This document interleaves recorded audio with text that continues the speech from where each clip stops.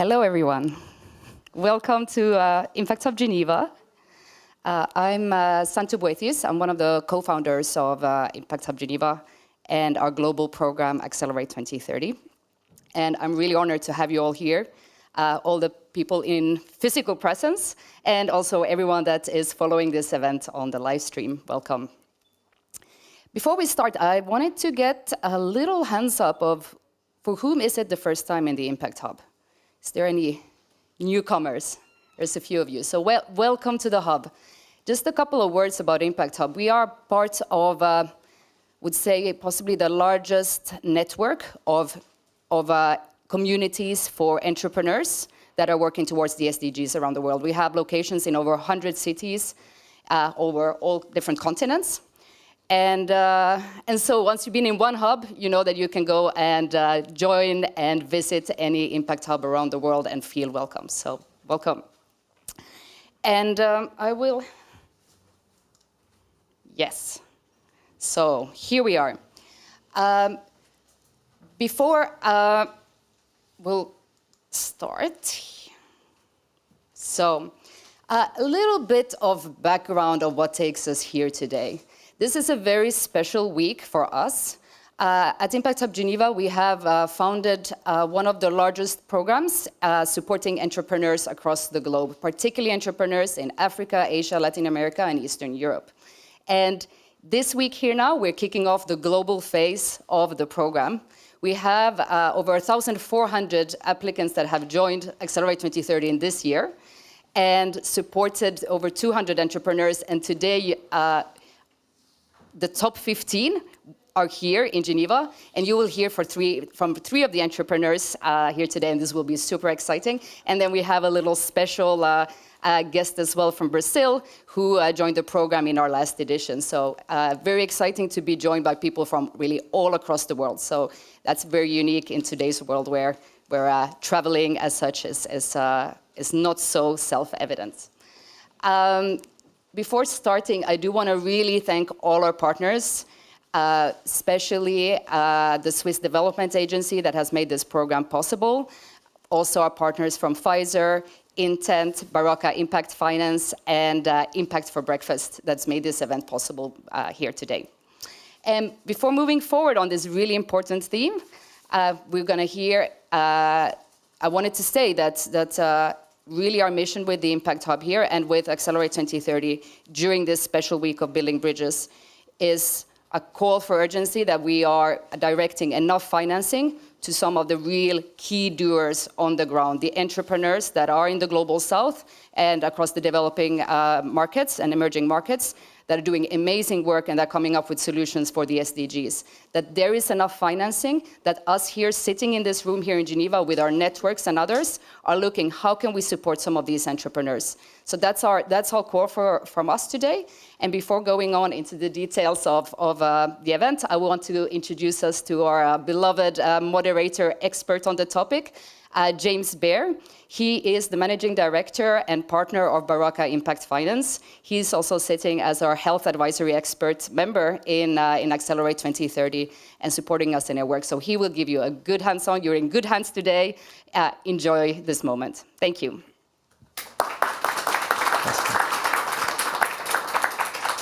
Thank you, Santu. Is that clear? Yeah. I like being beloved. Thanks for that. Really feels good, right?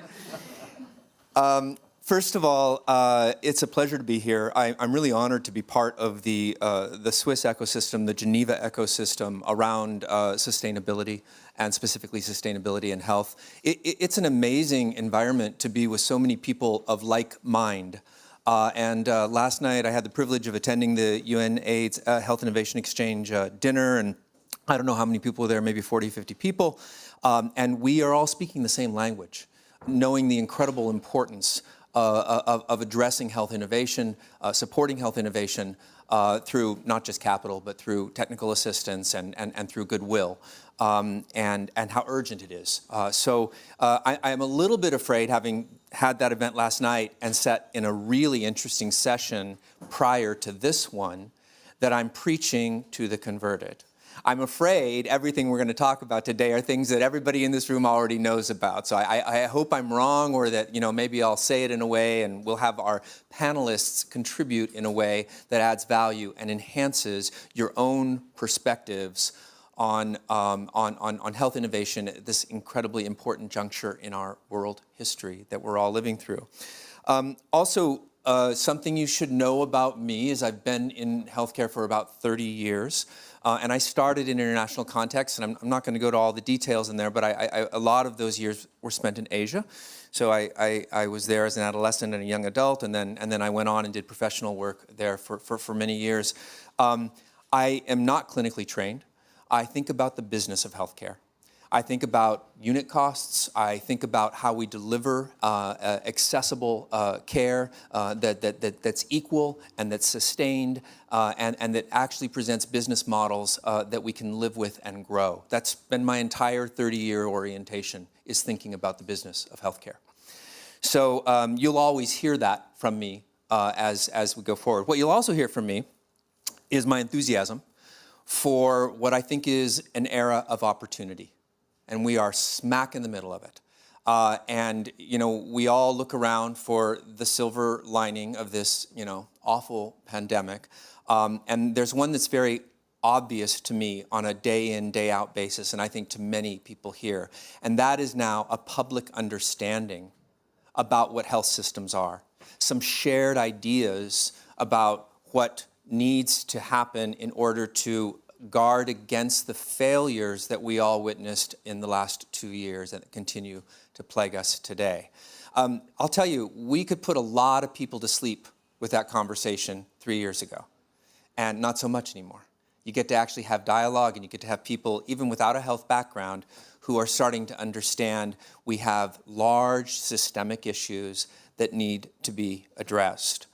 I think what's also maybe somewhat surprising is that among the global health stakeholders, and I would include large multilateral agencies, philanthropic entities, ministries of health, and those of us who've worked in the field for a long time, I think there's more and more of an alignment of priorities because of the pandemic as well. Once again, we're speaking the same language, and I would cite three kind of themes on where I see alignment and agreement. I realize I have this really great slides to go with this. Okay, there we go. Perfect. So this is the era of opportunity. And these are the three, and we can go 2 more times. And these are the three indications of this era of opportunity. So the one I'm speaking to right now is the alignment of global health stakeholders on what the priorities must be. And I would say there are at least 3 of them. First of all, we need systemic solutions. We can't keep going in with shots in the arm, excuse the pun, and expecting everything to get better. We've got to look at ways of addressing gaps and finding sustained models. So there's an incredible set of kind of principles that we now take into every conversation about every global health intervention. Can it be sustained? Does it address systemic problems? What systemic problems are going to plague this intervention if we don't address them? Secondly, that interventions that make a difference must have leadership of those people who are being impacted by that intervention. You need local leadership, you need local voices at the table, you need engagement with the communities, the cultures, the cities that you're deploying your solution in. As soon as you leave those voices off the table, mistakes are bound to happen. And I think there's a real consensus around that now. And even the most sophisticated philanthropic agencies, who are, in many ways it looks like are throwing money at problems, are also looking for this kind of engagement from those who are most affected by whatever solution is being offered.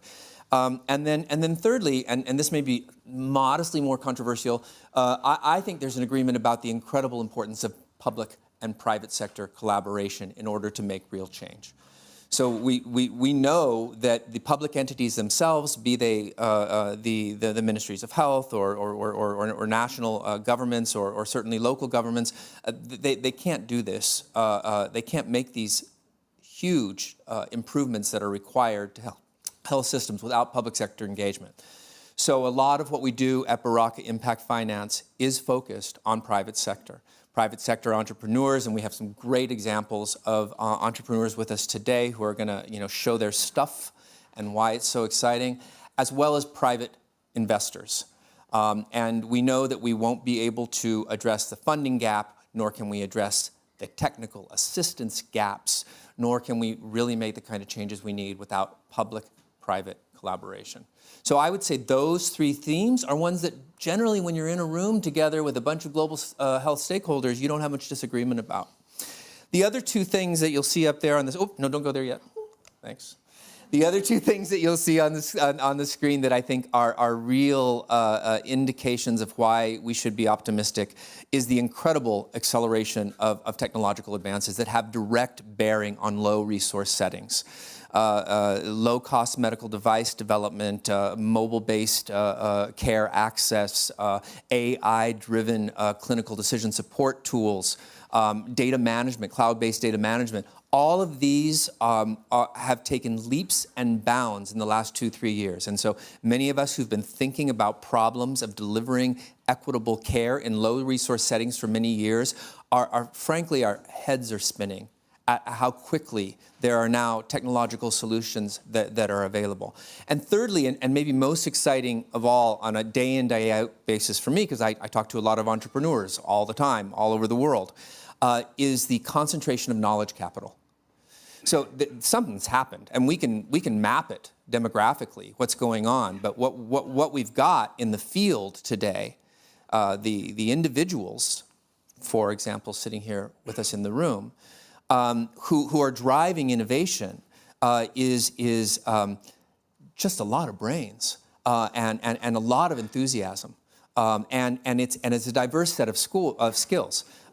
One of the chronic problems, in my own opinion, and believe me, some of my best friends are doctors, is that we used to assign all the leadership to physicians, and for some physicians that worked out great. They had all those skills. That were beyond just their clinical abilities or their scientific skills, and they were able to bring value to the table. But you can't put the kind of change that we need within global health systems only on doctors. They have to be part of it, and they have to be mixed with smart business people, with smart data scientists, with smart engineers, technologists, and public health experts without clinical training. It takes all those skills. And when we get into the weeds with the innovators who are on the Baraka pipeline, we find this incredible concentration of knowledge capital.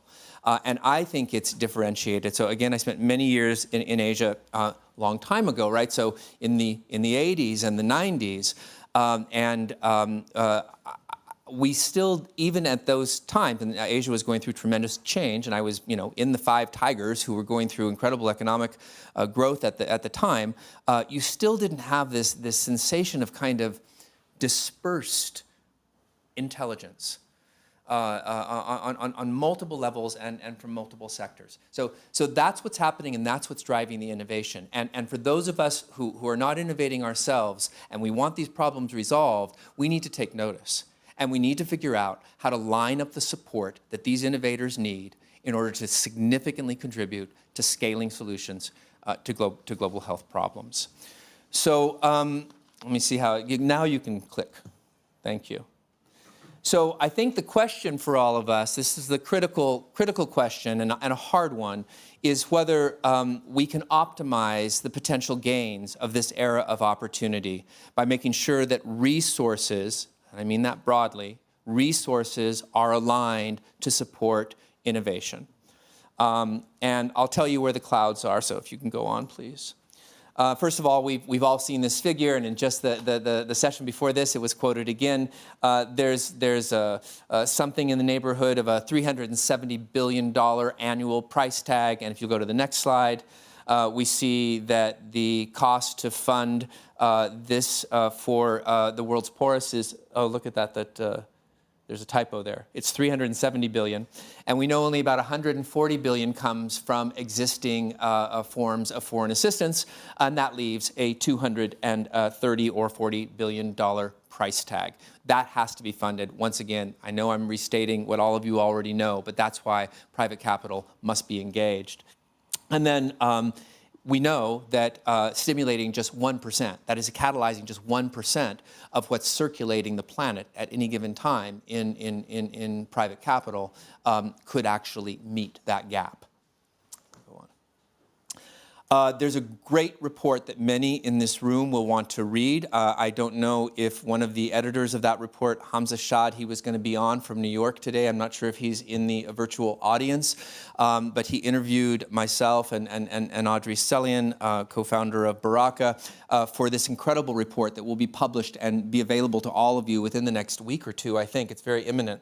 But a couple of things that come out of that. A survey of innovators and of support organizations that show an incredible disconnect with something like, what did I put down here, 75% of companies being in what we would call growth stage. So these are innovators in developing regions who are at growth stage. And the support organizations that are there for innovators are, what did I say, less than 5% of them are focused on growth stage companies.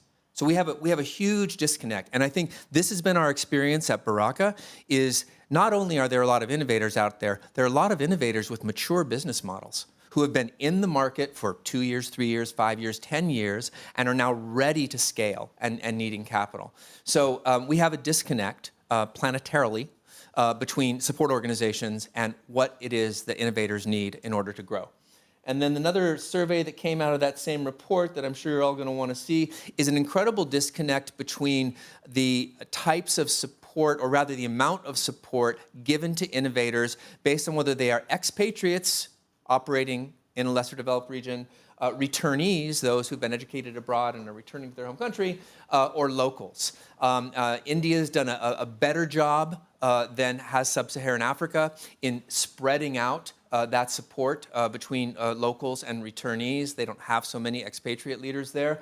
But in Sub-Saharan Africa, it's all cockeyed, right? We've got way too much support going for expatriates and not nearly enough going for local entrepreneurs. So these are problems. This is a misalignment of resources to really take advantage of the opportunities of the era. And then if you could go on. Well, I'm pleased to say that joining me now live from Abu. So I'll stop you for a minute. This is kind of hard-hitting. This was just from 3-4 days ago on BBC, and I only grabbed a little bit of it.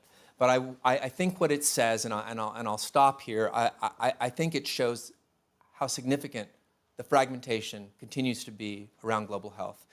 Watch her, it just takes a minute.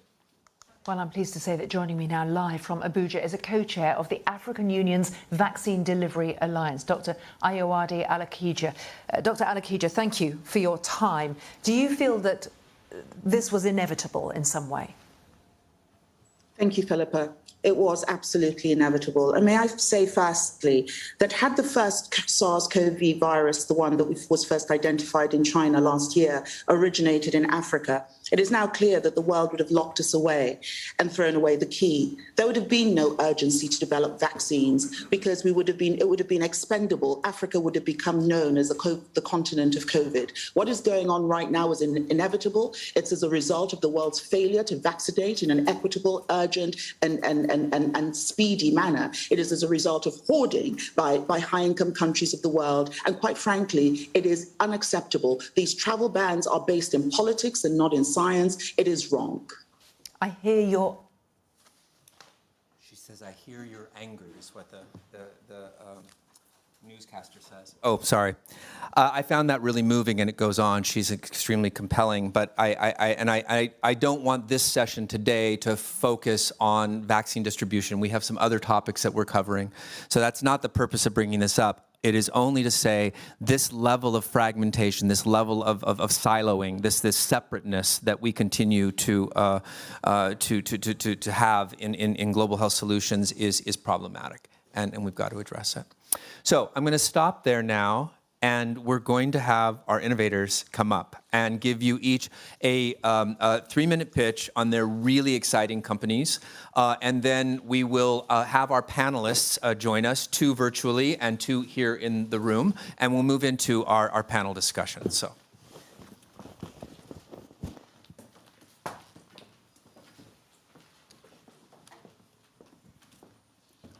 Thank you.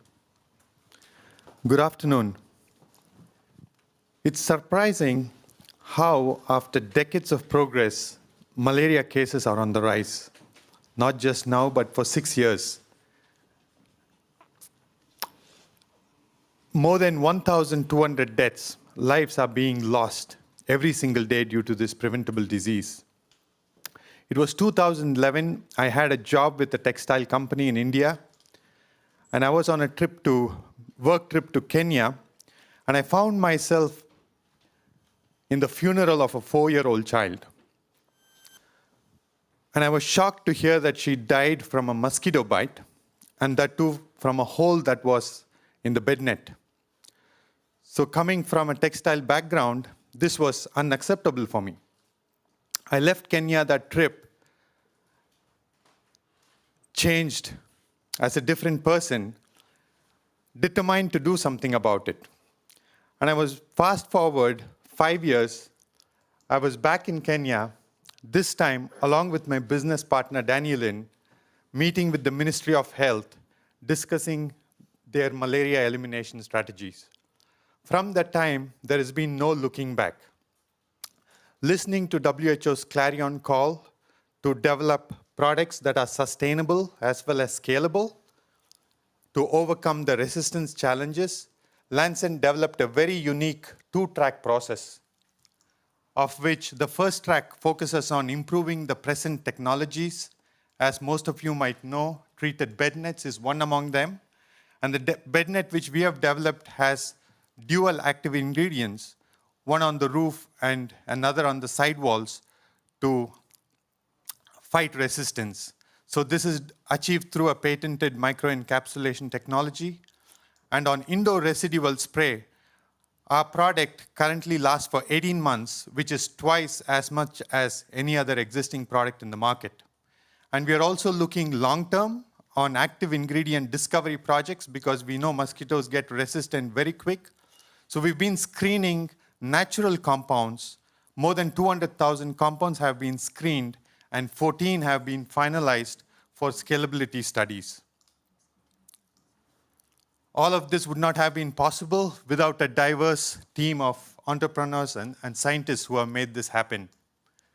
And we also have partnerships with industry leaders and research partners, among which the Bill and Melinda Gates have funded quite a significant part of our work.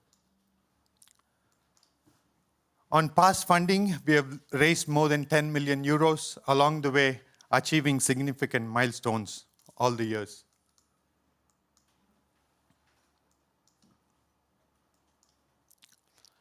On our research and development part, we've well past the risk stages, the initial 5 to 7 years, and we are very close to market entry. And 2 out of our 4 products are scheduled to enter the market in 2023. I have some issues with the clicker. Okay. So the market size of malaria prevention is at $2 billion. And established buyers, as all of you might know, are the ministries of health, global donors, and a very small part is retail. And phase 1 of our market entry is planned among the top 10 malaria burden countries, especially in sub-Saharan Africa. Our current ask is for 17 million euros in equity and loans. 12 million goes for an acquisition of an existing competitor's portfolio, and 5 million for the final phase of R&D to get our products to market.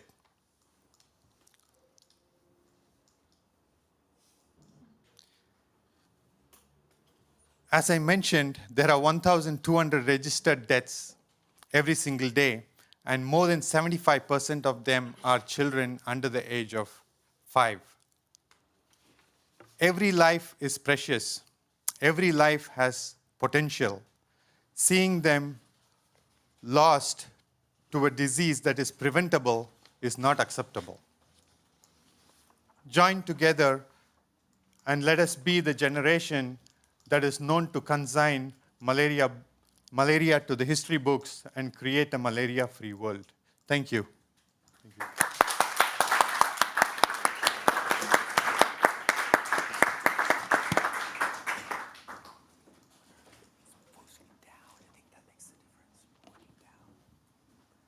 Who's next in our group here? Happy.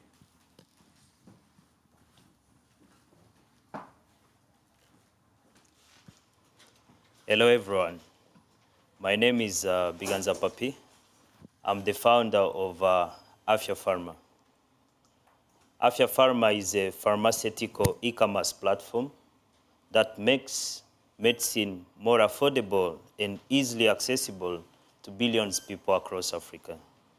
Why I'm doing this today? I had my grandfather who lived in a rural area alone. He died in 2019 with asthma because the medication was so expensive and he couldn't get to the city to buy medication. I created this company. We want to ensure that everyone has access to medication at any time and everywhere. We have a website, we have a mobile application. We are integrating the USSD code in our system because in a rural area there is a low internet penetration, so that we are doing that because people in rural areas to have access on our menu of medication with a simple phone without internet. The market size in Africa, the pharmaceutical market size in Africa is 20 billion, while the pharmaceutical market in Rwanda is 165 million. What is our target market? Our primary target market are people with chronic disease, such as chronic cardiovascular disease, chronic respiratory disease, and diabetes. Why? Because they need a daily drug treatment. They require a pharmacological therapy every day. Our secondary target market are people living in the rural areas because they are underserved. Those people who travel a long distance from rural areas to Kigali or to urban areas to find the medication they didn't find to their local pharmacies. You might be surprised that the population of Rwanda is 13 million. However, 80% of the population is living in the rural areas, and we have only 117 pharmacies in the rural area. What is our competitive advantages? We provide affordability, 20% discount on medication, and we provide as well convenience and privacy.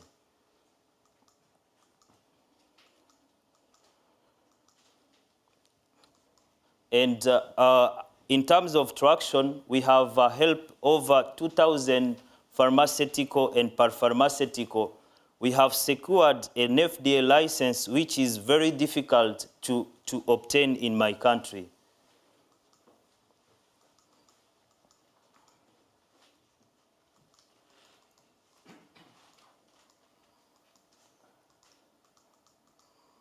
Currently, we are asking 150,000 to help us to expand our user base from 2,200 to 200,000 user base. Thank you very much.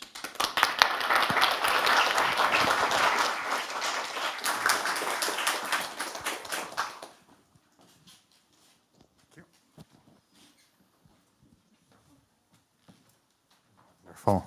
Cool. All right. Hi, everyone. That's a very good point. These masks, they should make automatic ones. Awesome. Before we start, I want everyone just to take a deep breath together with me. Let's do it. Now, do you guys know what was in the air you just inhaled? Because when I was a kid back in North Macedonia and Skopje, I didn't. And I didn't care. I took clean air for granted, as much as we all do. But the truth, unfortunately, was quite far away from that, because this is my home city of Skopje. I can assure you the city is there. Unfortunately, you can't see it because of all the so-called smelly fog. And it was only by accidental university research that I discovered that my home city was polluted 20 times over EU limits, 4 times over Beijing. I mean, that was ridiculous. That was crazy. That was unbelievable. But why wasn't anyone talking about it? Where was the media? Where were the social posts? Where are the people on the streets? It was silence. I couldn't stand by and watch that happen, not to my home country, and especially because this was a bigger problem. And it was no longer just with me, because 7 million people die annually from exposure to air pollution all around the world. So I decided to do something about that. Using my technical knowledge, because I'm a geek by nature, I decided to create AirCare. AirCare is a mobile app that aggregates air pollution data and lets you know exactly what you breathe. We work in a very simple way. We look for open air quality sensors that belong to governments, volunteers, and even satellite data from the European Space Agency. We put it all together in a single platform that, in the palm of your hand, helps you know what the air quality is right outside your home. Once we launched this in North Macedonia, it went a bit crazy. We had members of parliament waving screenshots of the app, demanding greener policies. We had people on the streets protesting, saying we need clean air. And we had corporates being outfitted with filters in order to stop air pollution from being emitted. And this was tested out not only in North Macedonia, but in Serbia, and we had the exact same effect a couple of years later.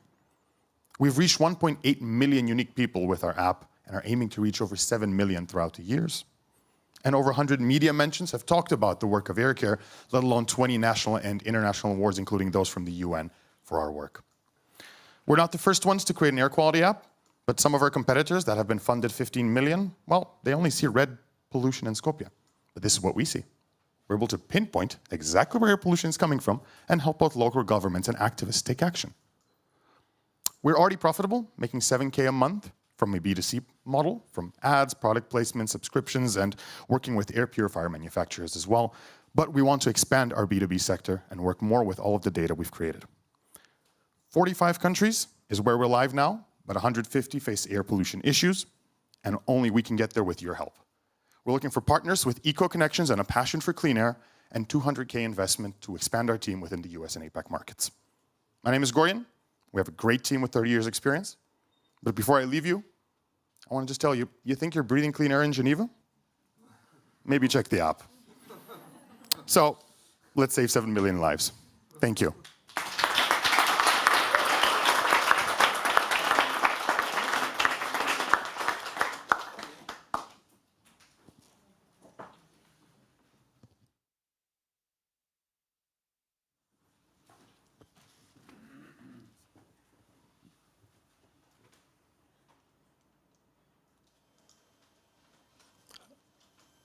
Hello, everyone. It's a pleasure to be here. I'm Pedro, CEO and co-founder of EP Health, and we are connecting people and leveraging health science. Basically, if we look to the whole health system, in one hand, we have the whole population who needs treatment. In the other hand, we have scientific companies who develop those treatments, but needs people. And why is that? What's the missing point? Basically, there's a long and not connected journey between them. This journey doesn't start at the treatment point. We have the disease awareness campaigns, we have the diagnosis journeys, then we access treatments. Basically, if we look to the most conditions like diabetes, hypertension, stroke, cancer, rare disease, they have a pattern. By the end of the day, we have low rates of treatments and high cost to develop new treatments. And basically, but basically, because it's a little bit brighter, but because we have been only focused in the hospitals for the last decades, and what COVID showed us, that the hospitals came to us and say, if everybody come to the hospital at the same time, the system is going to collapse. So if the hospitals were not made to manage the whole population, how can we do that? And that's where EP Health came. We had a little bit issue there. So basically what we have in EP Health, to simple that, we have EP Social. It's a platform for community health workers where we achieve already more than 4,000 cities in Brazil. We can go to the most vulnerable places, like in the middle of the rainforest, slums, in the borders. It's really, really massive, our reach, performing already more than 500,000 visits, home care visits, every single month. On the other hand, we have the EP Pro for cities to help them to manage their whole population health. We have already 50 cities with the platform. We have also the super app for the patient, the EPU. Then we have the EP Science working with big companies to help to apply innovation at community level. We have already reached 4 million people in Brazil, and this is some of our international recognitions that we are really proud of to be working with. So thank you very much.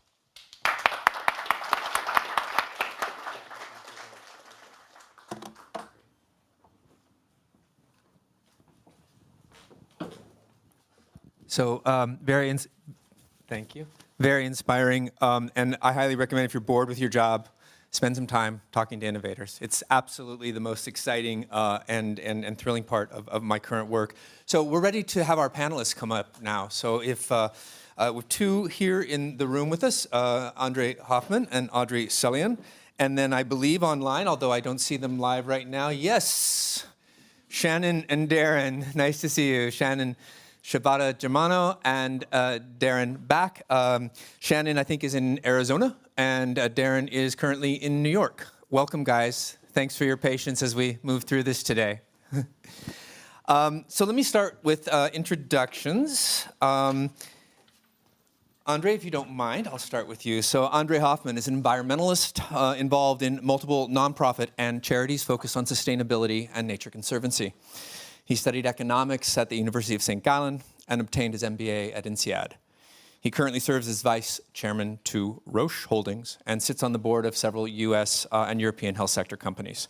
He's a member of the Club of Rome, vice chairman of the board at the Venture Foundation, a member of the Royal Institute of International Affairs, and senior advisor at Chatham House. That's a lot, right?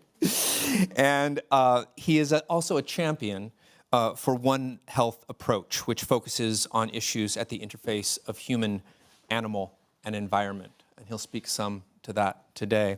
I've also asked Andre to please speak a little on the China Accelerator program that Roche is launching just this year, and Movimiento Salud, a LATAM-focused innovation that Barack has also partnered with.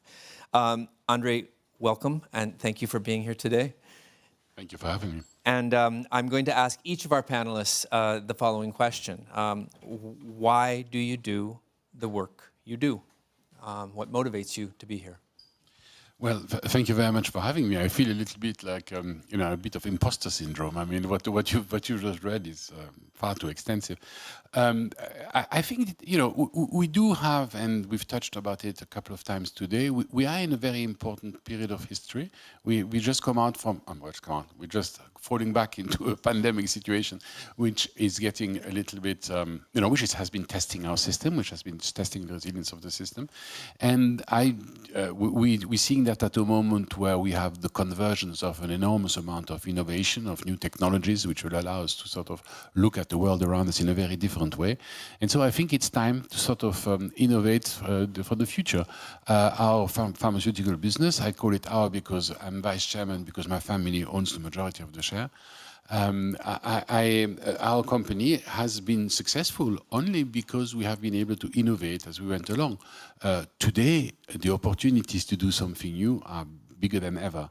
And to create the true innovation into an environment like this, you need to rely on people like the entrepreneurs we've just heard. You need to come up with new ideas, and we also need to look very seriously at what's happening in terms of healthcare delivery on the planet. And these are three of the reasons why I think it would be interesting for me to participate in this panel today, and I'm extremely grateful that you invited me. Thank you. Honored to have you. I'm going to go back and forth, virtual and real life. So I'm going to go to you, Shannon. Dr. Shannon Shibata Germanos. She's the founder of Lacuna Advisors, an angel investor herself, advisor and consultant to investors. Her thematic areas of interest are health tech, biotech, medtech, neuro AI, interface, and personalized medicine. She has been a close advisor to heads of state, royal families, and CEOs in complex policy and business development, as well as negotiations with a special focus on global public health. This woman has been in the thick of it. Shannon holds a Master's of Science and PhD in Neuroscience from University College London, where she continues to conduct research related to dementia. She also sits on the International Advisory Group of the UNAIDS Health Innovation Exchange.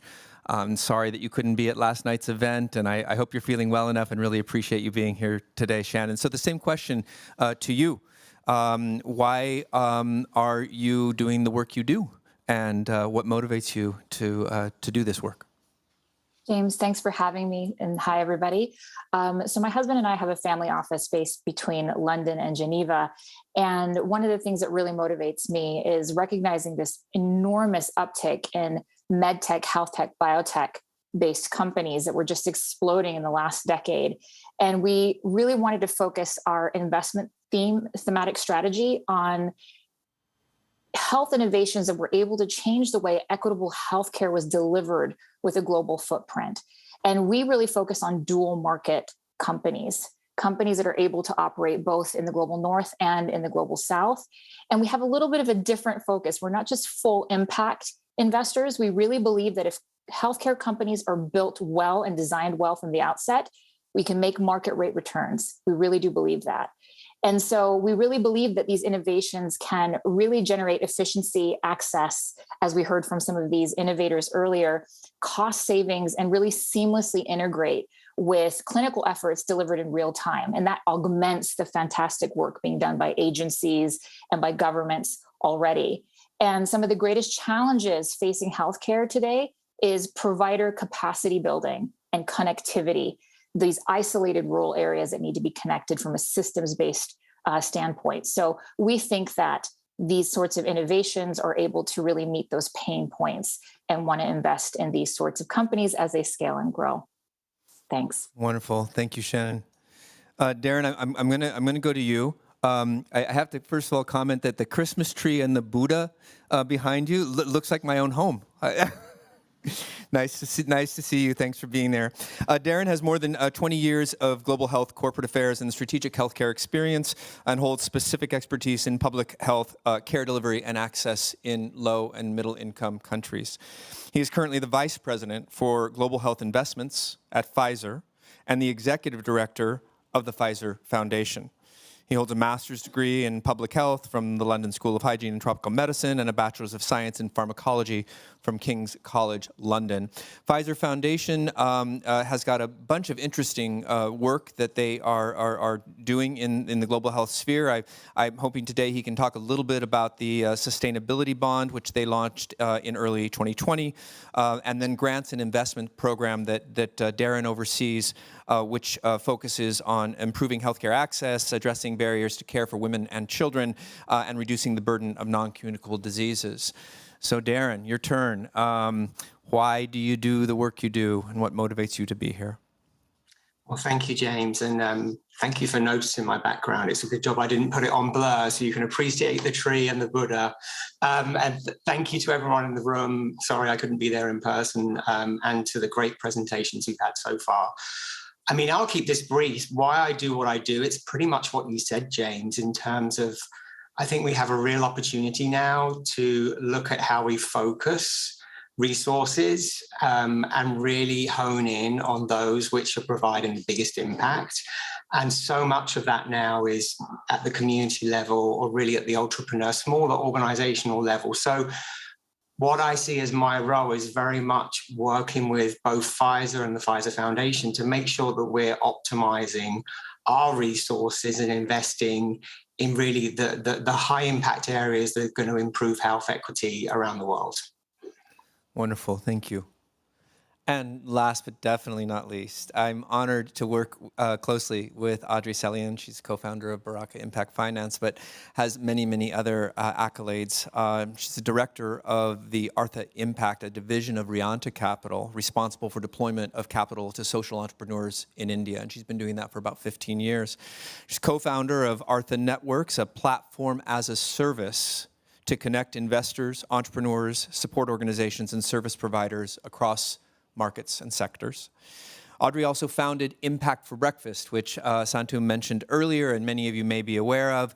It's 12 plus years now of bringing together those in development and those in finance into interesting dialogues across sectors around sustainable finance and innovative finance solutions. There's now got over 2,500 members and, I don't know, 19 or 20 chapters, right? 16, okay, 16 chapters.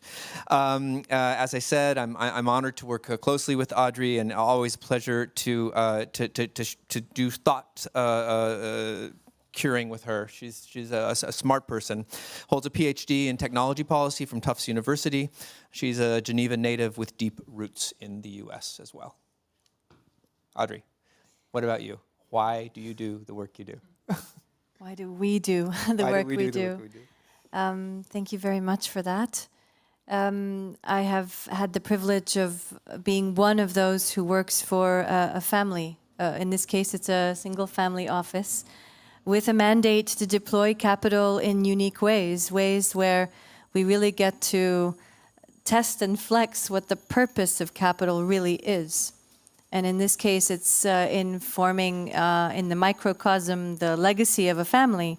But in kind of the macro view, it's basically supporting those to build the sustainable organizations that they are designing. And I think on some level, it's a duty of care. After trying to do this work for 15 years, through the course of deploying capital in small growth stage businesses, we realize we're not alone. There are hundreds of others doing the same things as we. And in fact, I think the whole mantra is written on the poster of the Impact Hub Geneva there, something about collective action. No single one of us holds the key or enough capital to solve any single problem. Not one of those SDGs is achievable if people act solo. And so everything we do and why we do it is to convene. And that is very much the essence of Baraka Impact as well. We're trying to convene and bring together and make discoverable and lift to the surface the great innovators. Wonderful, so thank you. Boy, you all did such great jobs with that question. Thank you so much. So we're going to focus on three topic areas. One is the whole issue of health systems and how we think systemically and how these innovators are participating in systems change and what it means from a financing perspective to fund initiatives that are targeted at systems and not necessarily at individual populations or individual problems. Then we're going to talk a little bit about the technical assistance that's needed in order to help these innovators be successful. Technical assistance is an evolving field and one that all of these organizations and individuals participate in thinking about. And then thirdly, capital vehicles. How are capital vehicles evolving and what are some of the ideas and experiences that these experts are having as they innovate around capital vehicles? So let me start with the health systems discussion, and I'd like to go to you first, Darren, because when we were talking about this conversation and we brought up the health systems, all you and your team members all said, yeah, that's a great topic. We should really talk about what it means to focus initiatives, investments, funding towards health system improvement. And when I asked you a more probing question about that, you brought up the word community. I said, really, what we look at is community when we're thinking about systems. And I'd like to just turn it over to you and sort of hear both how you personally and how Pfizer as an organization is looking at health system solutions at this juncture. Sure, yeah, happy to do so. And so the reason I mentioned community, I mean, as we all know, health is so individualized and the context is so important in terms of how people access quality healthcare. And so what we found on our journey over the last 10 years with the Pfizer Foundation is there's actually an opportunity to invest locally at the community level and scale from that grassroots approach. So we have a number of programs that are actually funding local ideas, entrepreneur organizations. They have an idea that's specific to that community. But ultimately, once that can be tested and proven, with funding that can be scaled. So it can have a far bigger impact and more importantly, over a shorter time frame as well. So our approach has very much now focused on how can we make system changes at the community level through investments? And then also, how can we use some of our other resources, and I know we'll come on to talk about this, such as technical expertise with our colleagues, to help the system-wide needs as well? Yeah, really interesting. I mean, and such a different process to be thinking about community rather than a problem. Very, very enriching. Andre, do you want to jump in on your own thoughts around the system approaches? Well, I think that there are a number of ways in which we can sort of bring solutions to unmet medical needs. I can perhaps talk about this from two angles, one from my family office and one from our company. Our company, we realized some years ago that we were not going to discover alone the recipe to all diseases on the planet. There's still quite a lot available, and despite our efforts, we're not always as successful as we'd like to be. So we took out a part of our research budget, which, by the way, is the biggest in the industry, and we devoted this to partnering. Partnering started by being, talking to the major universities and to a couple of biotechs, and now it's much broader than this. And I'm delighted you bring forward this notion of community, because if you really want to develop a fruitful dialogue about how you can find medical solutions, you need to engage not only in the community geographically, but also in the community of patients united around the same therapy, the same pathologies. And so the best way to bring this element forward is to try to look at this at a sort of scatter approach. We try to sort of help in a number of different sectors as a company, but we have realized that if we were going to stay as pill manufacturers, somebody is going to come and eat our breakfast or maybe even our lunch. The important thing today is data. It's information point. And the way we use these information points to using artificial intelligence and a number of other technologies to bring it back to an insight is something which we are not specialists at. Our specialty is chemical and biochemical manufacturing. So what can we do to stop other companies coming to us and telling us, guys, from now on you do this because we know it works and you don't need to think about research anymore. That's the end of the business. So we need to be very close to the disease, and that means intimate relationship. I mean, intimate sounds a little bit dangerous, but it means close relationship to health systems. And so we would like to define ourselves going forward, not just as a pill manufacturer, as a vial filler, but as a partner which brings expertise and disease know-how to the health systems. And that's been the bulk of our efforts over the last 5 years. It means a lot of change in the company. You shouldn't underestimate the difficulty for people to think differently, because we've for years have had the opportunity, the attitude to go and tell us that's how it's done. Now suddenly we have to listen, and as we all know, that's not easy to do. I think it's great that you use the word intimate. I'm a big proponent of it. And listening does make it a more intimate experience. So, I think that's really, really well stated. Audrey, would you care to jump in on your own experiences around that more system-focused type of intervention, and how your own family office, or rather the family office you represent, how they respond to that, or how you see more broadly the investment community that you're familiar with responding to those opportunities? Sure. The only angle from which I can speak is really from the perspective of a small to early growth stage financier with an impact lens. And again, I state this as representative of quite a large and growing community of interested vehicles and funds and foundations. It's really from that perspective that I think I can address this question of systems. In front of us are sitting 4 entrepreneurs whose collective absorptive capacity is probably, you could absorb about 20 million euros of investment right now.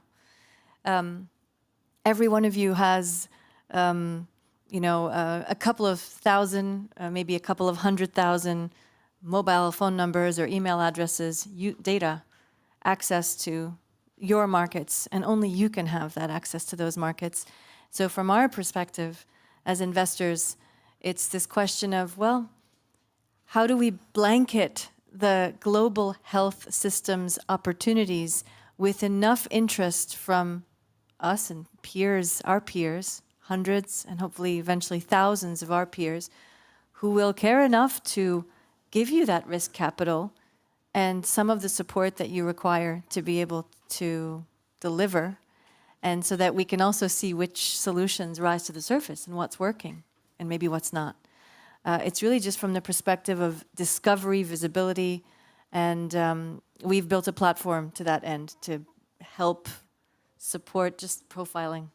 So that's the systems angle from our vantage point. Excellent, excellent. You're always good on the ecosystem perspectives. I appreciate it. Shannon, I want to turn it over to you. Same question. But I want to make a comment. You and I have known each other a little over a year now, I think. And when we spoke a couple weeks ago to get ready for this conversation, I found like you've gone through a learning curve in the last year, really intensive. And you take all those brains that you have and you apply them now to these types of questions. And so I'm really interested to hear your current perspectives on some of this system-focused approach. Yeah, I think, the learning curve has been enormous as an investor. There's a lot of challenges out there. And I think that we need to start talking about some of the elephants in the room, because we all like to really talk about the positive elements, but we need to really tackle the challenges to be able to move things forward. First and foremost, my colleague just said that data is a really big area, and that's true. And with my Health Innovation Exchange hat, data requires connectivity.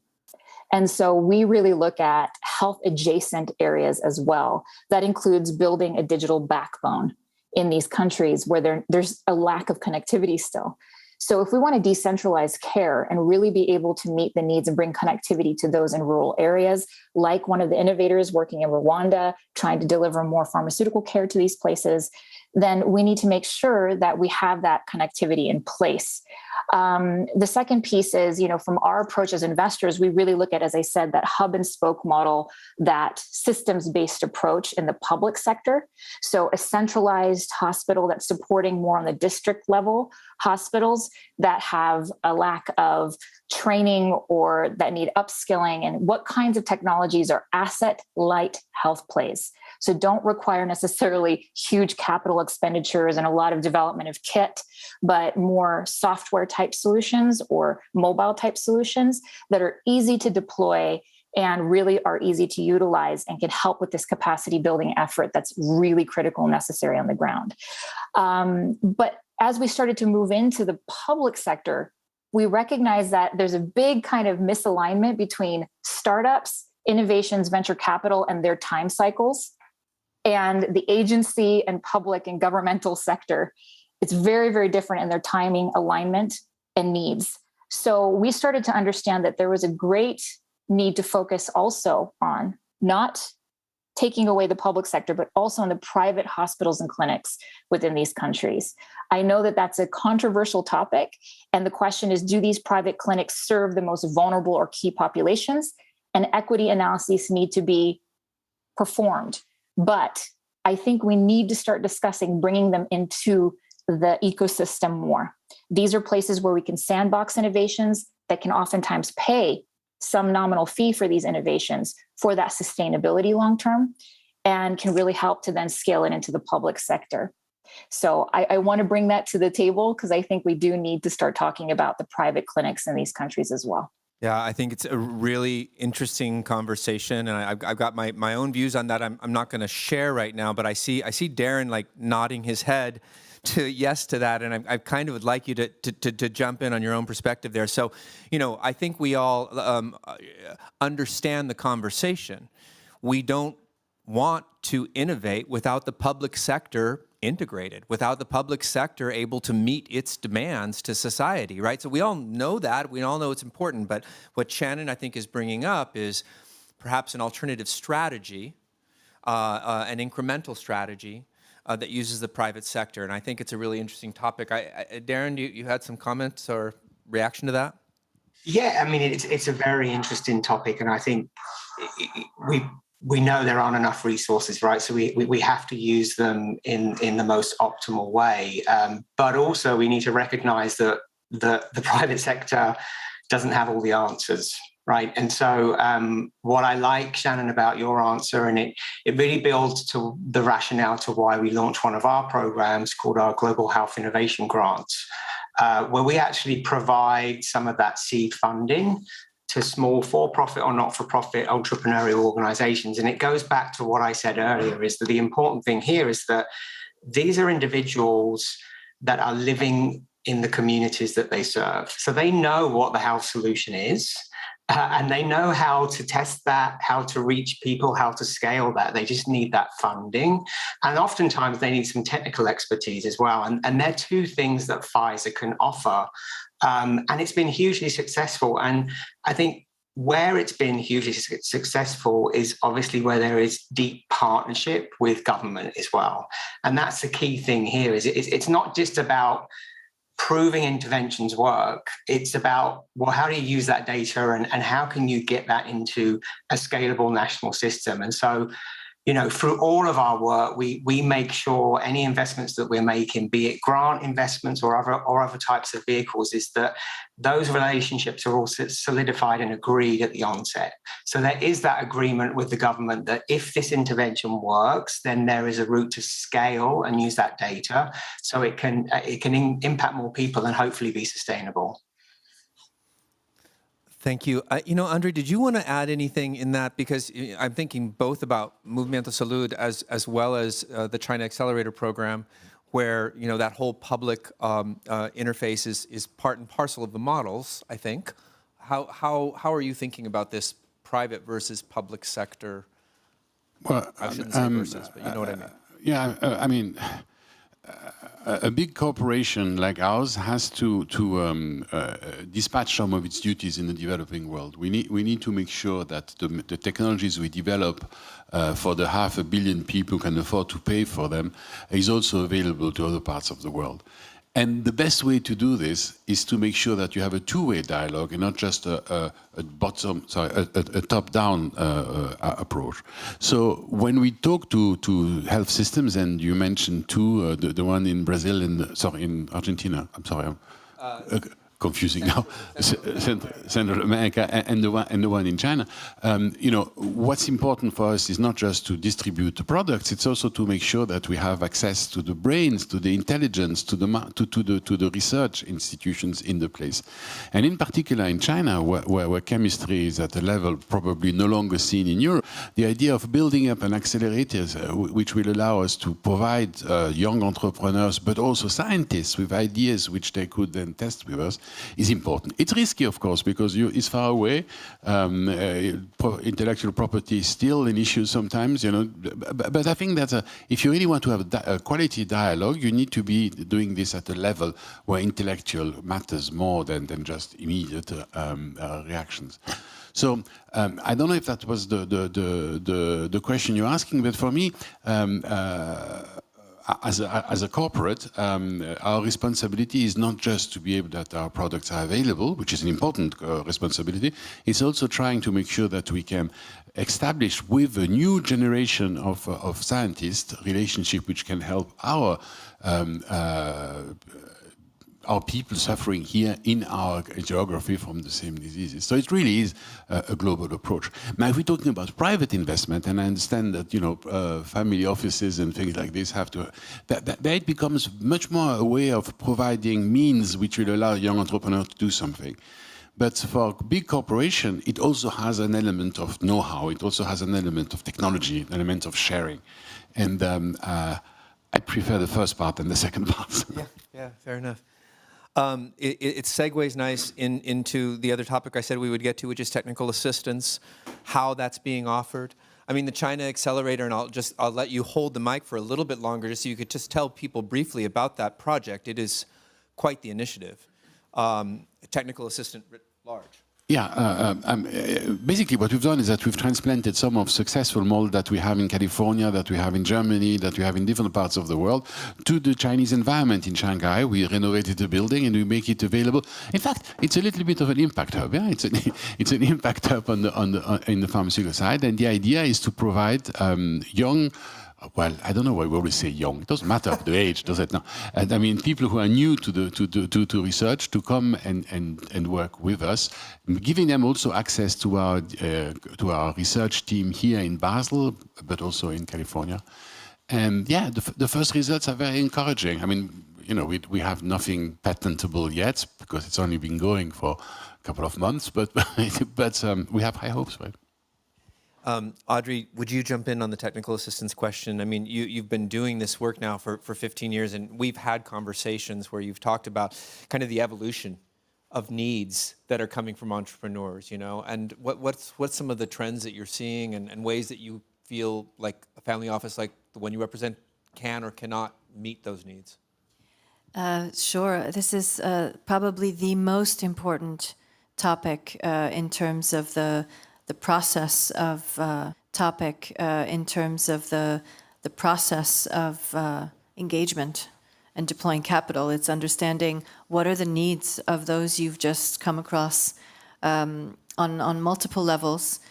Since early days, I can say from the Indian ecosystem perspective that the quality of the business models, the governance, the strategic thinking, it is on another level today. Or maybe it's just because we have a better network, I'm not sure. Maybe it was always okay. But from the early days, we realized that in some cases, our act of so-called due diligence that would take sometimes, 9 months, sometimes a year, it was actually a proxy for BizDev. Every question we were asking was, oh, we haven't thought about that. Maybe we should think about that. We realized that we had to invest in and take the time to handhold these entrepreneurs and these enterprises. And we were admittedly working at a very early stage, very small ticket end of the spectrum. That said, we now have very well-versed, very professional partners. We work very closely with Mentera Ventures and partners there, Mukesh Sharma, Paul Basil, George Thomas.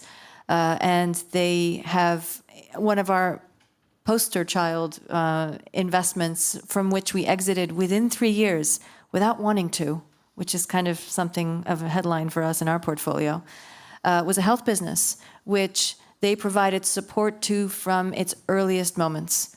And this was a business called Biosense. Biosense was delivering essentially sophisticated diagnostic capabilities to last mile settings. And when I say last mile, it wasn't really that far. It would take us, 5 hours to drive 60 kilometers on the roads in Maharashtra to get to the clinics where these teams were operating. This business was completely a function of the technical assistance that it was provided by our partners. And we got to go along for the ride, in this case, very bluntly. And essentially, the business was extraordinary in that they catapulted to a level of professionalism and delivery to the point where we had an acquisition. Kleiner Perkin came in through its Indian subsidiary, Tulip, and acquired a business. That was a nice exit for Artha. But it drives home this point that this is not something that's a sidecar. It's not an accessory. It's a core. It's absolutely core to an investment strategy.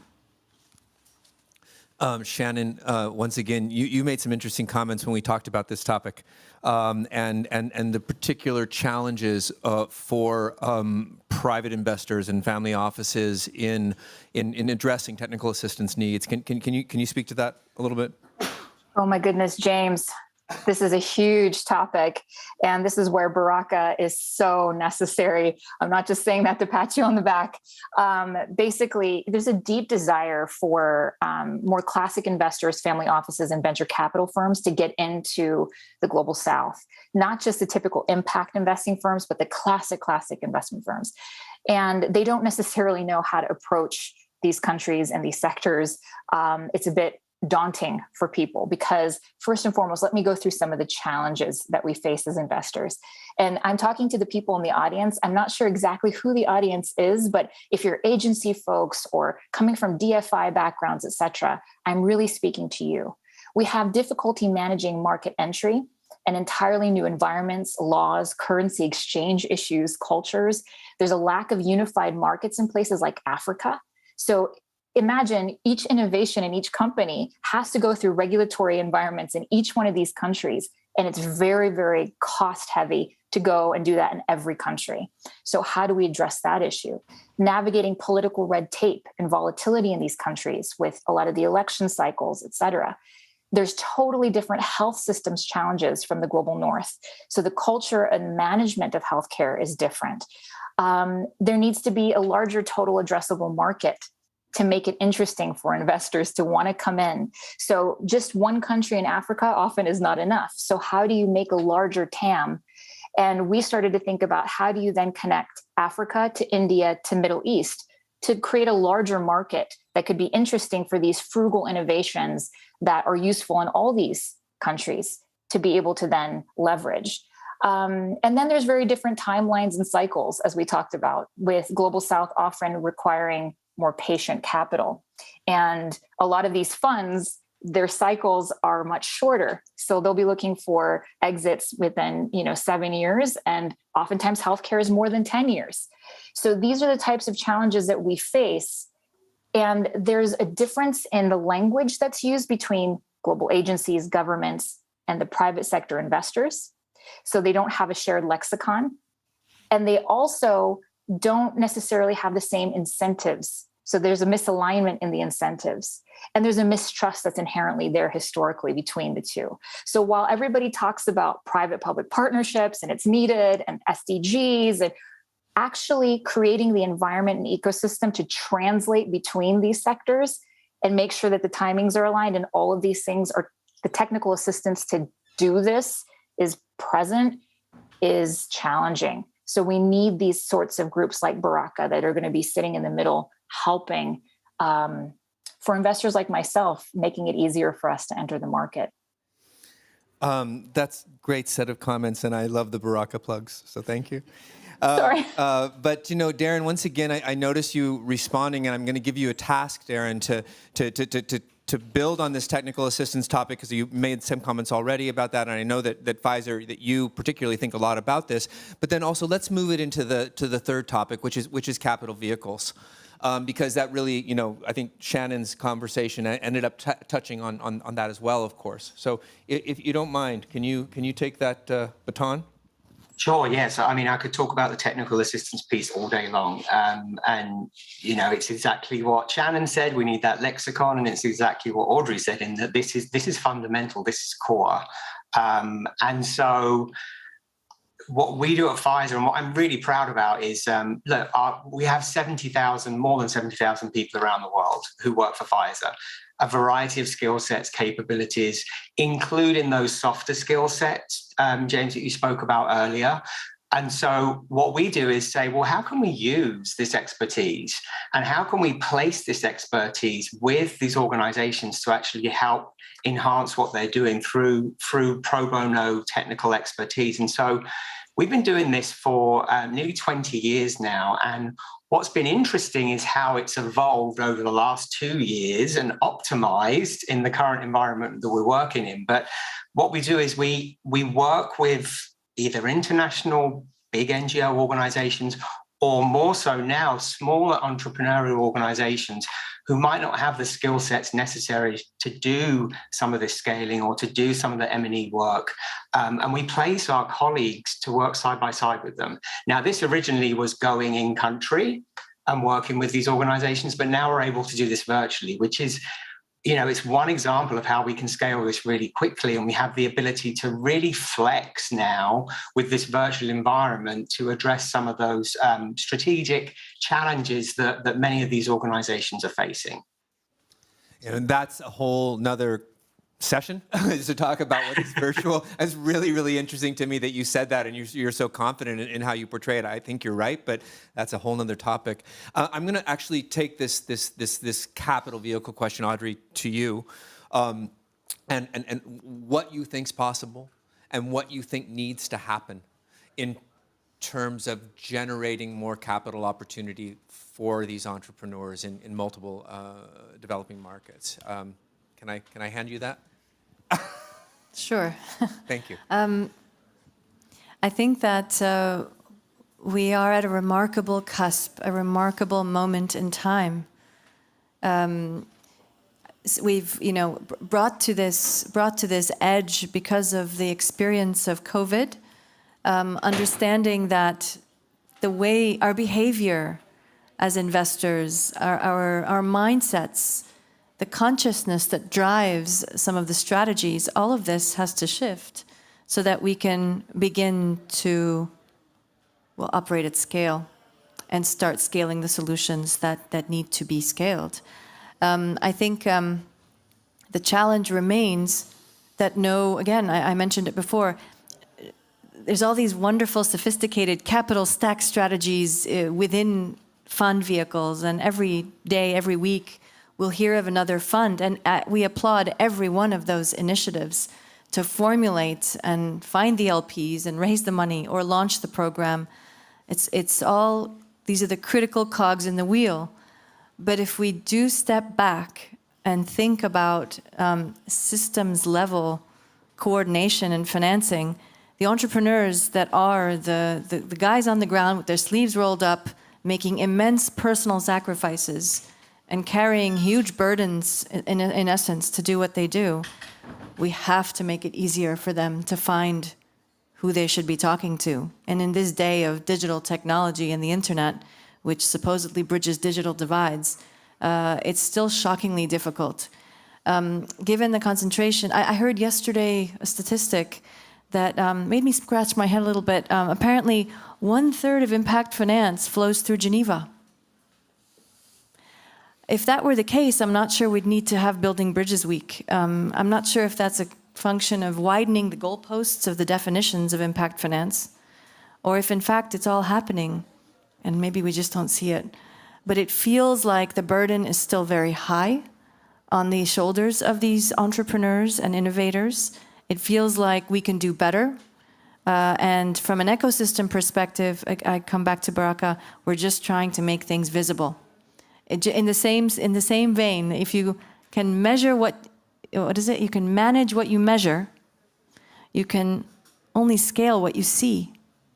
So we're going to try our best to raise to the surface those that are working in their respective regions and in their respective continents to be able to facilitate more equitable flows of financing and better access. Thank you. Andre, I'm very curious, either from your family office perspective or from the corporate perspective, how you're looking at the evolution of capital vehicles that will support health innovation in underserved markets. What are some perspectives you have? I don't know that you and I talked that much about this in preparation. I'm sorry. I think this is two or three things from the previous intervention come to my mind. This idea of frugal technology, the idea that we need to identify products which countries like the ones we're discussing today could bring to us to benefit to our system. Our healthcare system here in the rich north is too expensive. We need to bring the costs down. And to bring the costs down, we need innovation, and the real innovation that we can get and import it from developing countries is this frugal innovation, which I am very much in support of. Now, please, let's not overcomplexify the issue. We need to scout for good ideas, and we need to make sure that we support them. That means we need to go out and find these different. It's wonderful that our 4 entrepreneurs came here and presented in Geneva. It's even more exciting to hear that 1/3 of impact investment. By the way, we need to define impact investment. That's maybe another conversation. The fact that you have been sufficiently resourceful to find financing here is exciting, but it is our duty to go and find out the new ideas, to seek out the new ideas, and to ensure that these ideas have an opportunity to develop. So I think, as far as the vehicle is concerned, it's horses for courses. We lucky enough in a family office can invest our own funds, so we don't need limited partners. We don't need layers of performance. We don't need incentives. We just go and do what we think is important. And for that, you need access, and access is a relationship with the local healthcare system. So I come back to this definition of partnership with healthcare is more important than just behaving like an exporter or an importer of products. Point well taken. I've been given a 2-minute warning. I want to just turn it over briefly to the audience and see if there's any questions. Please, yes, I can't see you very well, but I see your hand up. Thanks so much. So my question started really at the very beginning when you mentioned this idea of system innovation. And I was so curious how everyone would approach it. And there's one angle that I think can complement all the great angles that was mentioned, which actually startups are working on system innovation themselves. So the first question we get asked as startups is, what is your product? And it's very annoying for us because we have to shift the narrative that we are not a product, we're not a service, we're in fact a solution in a multi-sided market with multiple stakeholders. So how do you approach this situation? And how do you finance this? Because the risks are very different. How do you, anyway, so that's the question, thanks. Yeah, so I mean, I'll briefly, I'm in that situation myself all the time. So, I mean, being in a situation where you've got to explain health systems, and I think, we do all have an advantage because of what's just occurred on the planet with the pandemic. There is more understanding than there was 2-3 years ago, but I think it's a tall order. I don't know. Do you have thoughts for how somebody who's got a system solution can quickly convey that, can quickly share it? Shannon, Darren? I'll just add that it would be really quite useful for us to have dedicated investor workshop sessions identifying those who are ready to fund the ecosystem, to fund system solutions. There are very few. And that's, I think, the problem that one hits the wall quickly. And it's got to take, I think, a collective effort to identify these institutions. They're out there, I believe.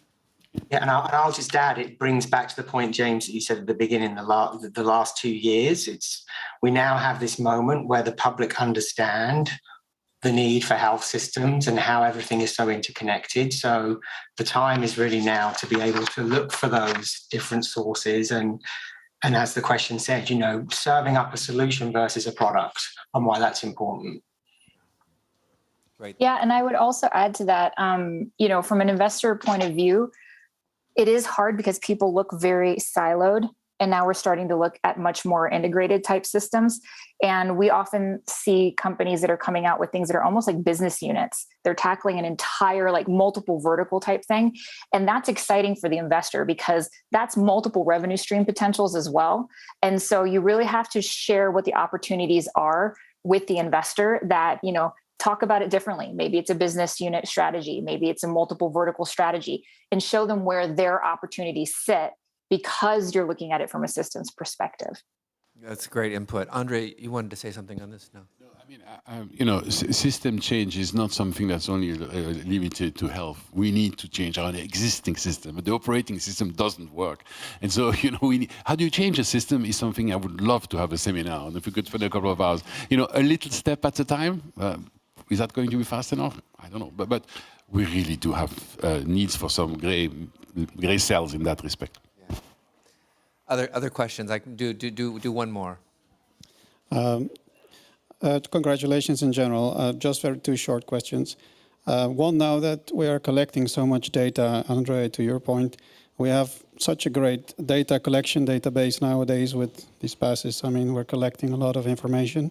Is there a collective approach on an industry level to use that data in the benefit of all stakeholders rather than specifically collecting data? That's one question.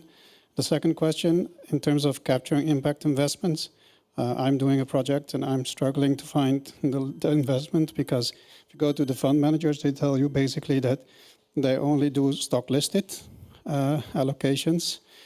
Is there a global framework, or could there be a global framework where you can identify projects that are more greenfield but have some metrics that ultimately can help identify those projects?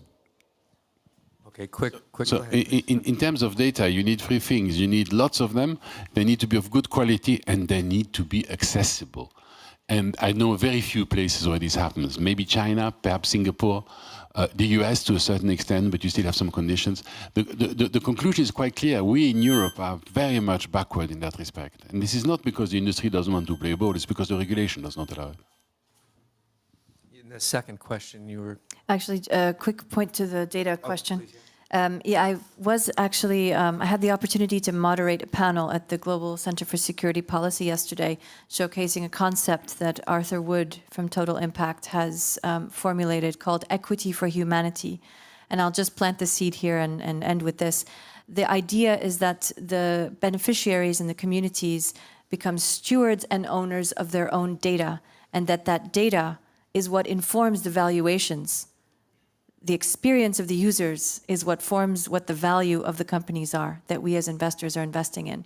So there's all kinds of interesting systems thinking at the moment underway, and happy to share more information offline. I think we're going to have to wrap it up. So Shannon Shibata Germano and Darren Back and Audrey Sellian and Andre Hoffman, thank you very much for the conversation today. Excellent. There's so many more we could do after this. So Excellent moderation. Thank you, James.